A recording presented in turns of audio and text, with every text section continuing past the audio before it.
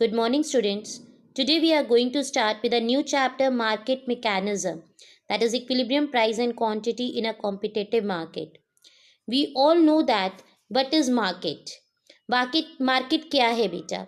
Market is a place where buyers and sellers meet each other for a purchase and sale of goods and services. Market एक place है जहाँ पे buyers और sellers meet करते हैं for the exchange of goods and services. Now, in this chapter, we are going to learn about the market equilibrium. Market equilibrium बेटा वो situation है जहाँ पे सप्लाई और डिमांड दोनों इक्वल होती हैं. A situation for a particular good supply is equals to its demand. It means there is no tendency for prices to change.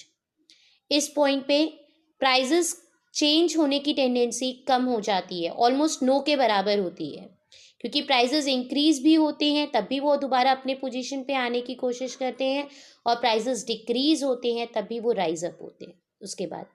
तो ये वो टेंडेंसी है जहाँ पे प्राइजेस चेंज नहीं होते की कोशिश होती है. We say the market clearing price has been achieved, और इस सिचुएशन को हम और क्या कहते हैं? मार्केट क्लियरिंग प्राइस की पोजीशन पहुंच चुकी है. Now what is equilibrium price? Equilibrium price क्या होता है बेटा?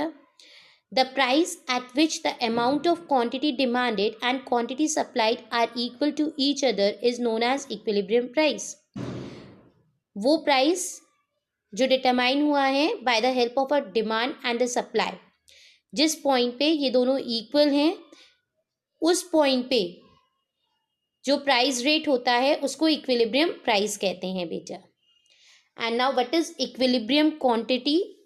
The quantity demanded and supplied at an equilibrium price is known as equilibrium quantity. मतलब कितनी क्वांटिटी डिमांड हो रही है और सप्लाई हो रही है, उस पॉइंट पे जो दोनों इक्वल होते हैं वो इक्विलिब्रियम क्वांटिटी का पॉइंट होता है.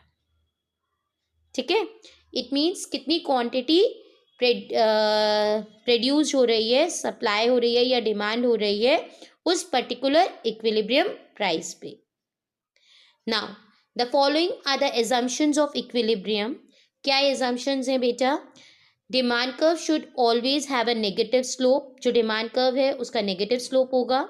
सेकेंड, सप्लाई कर्व का पॉजिटिव स्लोप होगा. ये हम लोग सभी जानते हैं दोनों पॉइंट्स कि डिमांड कर्व हमेशा नेगेटिव स्लोप जाता है क्योंकि प्राइस और आउटपुट का इन्वर्स रिलेशन होता है, और सप्लाई पॉजिटिव स्लोप होता है क्योंकि प्राइस और आउटपुट का डायरेक्ट रिलेशन है. Third one, if demand increases at a faster rate than the supply the price will increase. अगर डिमांड ज़्यादा हो जाएगी सप्लाई से तो उस केस में प्राइस इंक्रीज होता है. Fourth, if supply increases at a faster rate, अगर सप्लाई ज़्यादा हो गई है डिमांड से तो उस कंडीशन में प्राइस फॉल होगा. तो these are the certain assumptions of equilibrium. Now we are going to learn how the market equilibrium is determined. Market equilibrium कैसे पहुंचते हैं कि किस तरीके से पता करें कि हम मार्केट इक्विलिब्रियम पोजीशन पे है या नहीं है. They said that market equilibrium is determined by forces of market demand and market supply. किसके थ्रू डिटरमाइन होती है बेटा? डिमांड और सप्लाई के बेसिस पे. मार्केट डिमांड क्या होता है? That is the sum total of total demand of a commodity by all the buyers in the market. Total demand कितनी है कॉमोडिटी की बाय ऑल द बायर्स, पूरे बायर्स मार्केट में जितने हैं उनकी सबकी डिमांड को हम एडअप कर लेते हैं. मार्केट सप्लाई क्या होता है? It refers to the sum total of a commodity by all the firms in the market.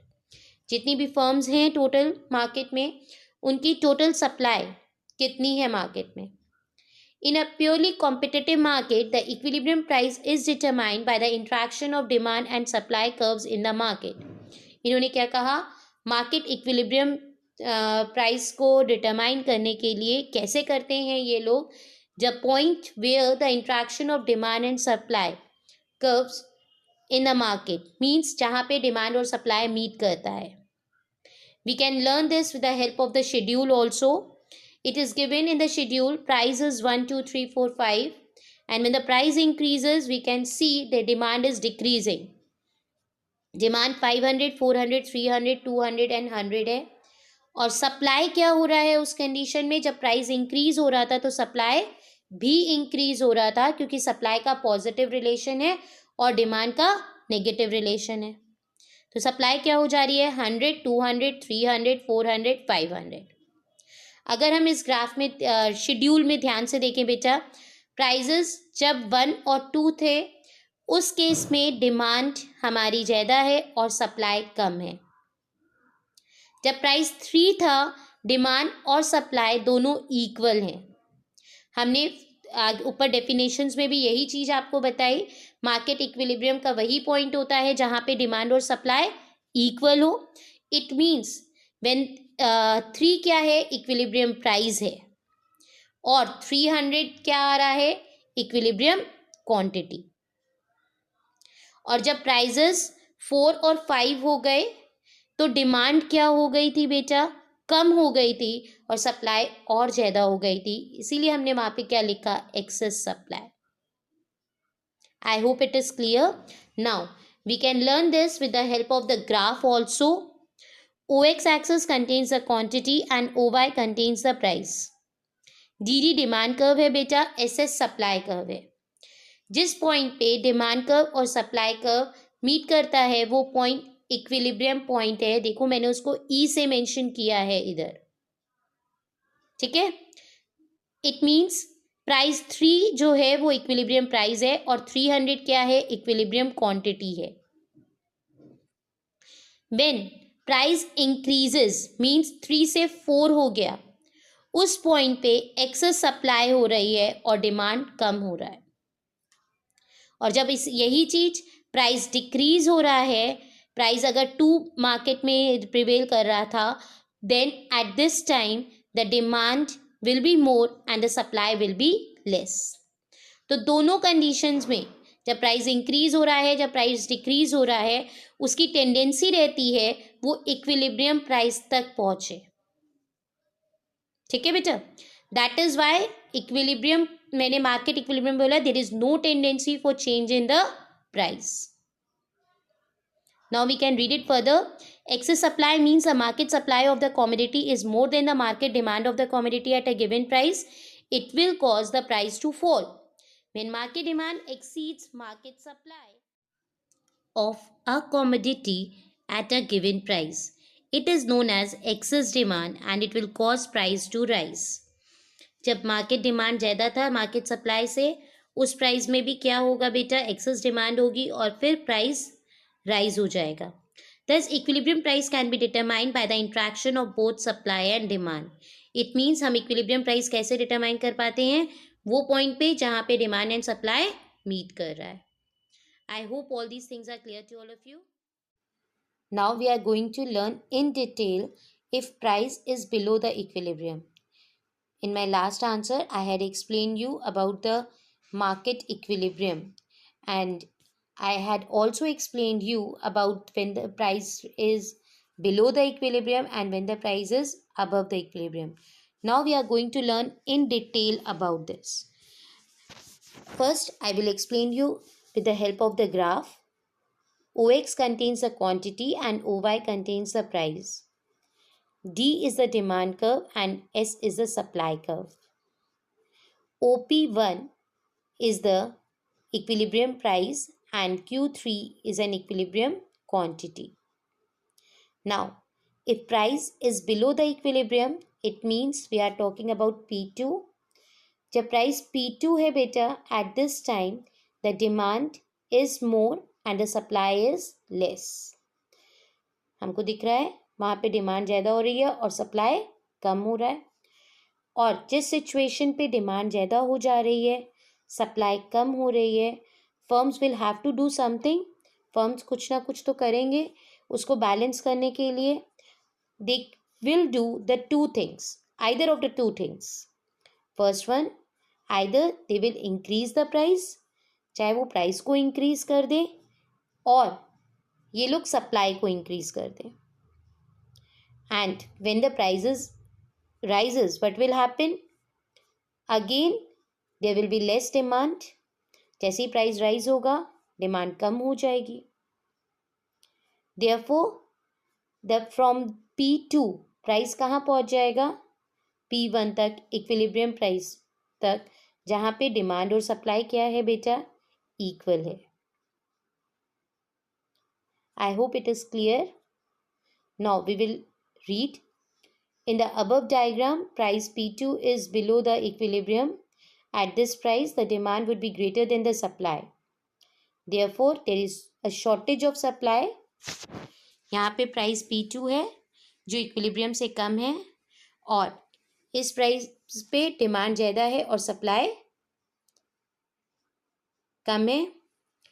Therefore, there is a shortage of supply.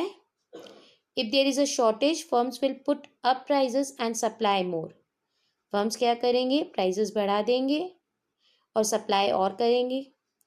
As price rises, जैसे ही price rise करेगा, there will be a movement along the demand curve and less will be demanded.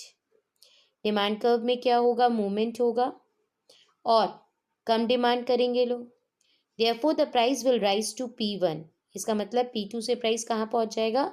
P1 में. Until there is a no shortage and supply is equals to demand. ये price P2 से P1 तक कब तक rise करेगा? जब तक shortage बिल्कुल भी नहीं होगी. इट मीन्स डिमांड और सप्लाई इक्वल होगी. आई hope it is clear. Now if price is above the equilibrium, अगर प्राइस इक्विलिब्रियम से अबव है बेटा, ऊपर है, उस केस में क्या होगा बेटा? First I will explain you with the help of the graph again. OX axis contain quantity and OY contains the price. DD demand curve है और S सप्लाई कर्व है. P1 इक्विलिब्रियम प्राइस है और Q3 equilibrium quantity है. अगर price P1 की जगह P2 हो गया, मतलब it is more than an equilibrium price. इस पॉइंट पे क्या है बेटा? सप्लाई ज़्यादा हो जाएगी और डिमांड कम हो जाएगी.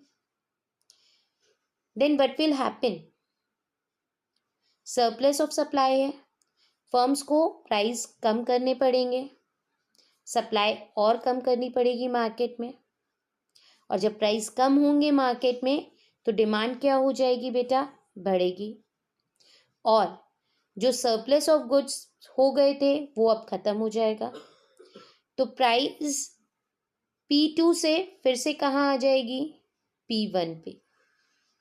और क्वांटिटी डिमांडेड भी दोबारा Q3 हो जाएगा. I hope it is clear. Now we will read it once. If price was at P2, this is above the equilibrium of P1. At the price of P2, then the supply Q2 would be greater than demand Q1. अगर price P2 था तो supply ज़्यादा हो रही थी, supply Q2 थी और demand Q1 था. इसका मतलब टू मच सप्लाई है. There is a surplus of supply. Therefore, firms would reduce the price and supply less. Firms क्या करेंगी? प्राइस को कम करेंगी और अपनी सप्लाई भी रोक देंगी. This would encourage more demand, इससे डिमांड बढ़ेगी. And therefore the surplus will be eliminated. जो सरप्लस अमाउंट ऑफ गुड्स है वो क्या हो जाएंगे? कम हो जाएंगे. The new market equilibrium will be at Q3 and P1 again. और फिर न्यू इक्विलिब्रियम पॉइंट वहीं पहुंच जाएगा P1 और Q3 पे, जिस पॉइंट पे डिमांड और सप्लाई मीट कर रही है. I hope all these things are clear to all of you. Thank you, students.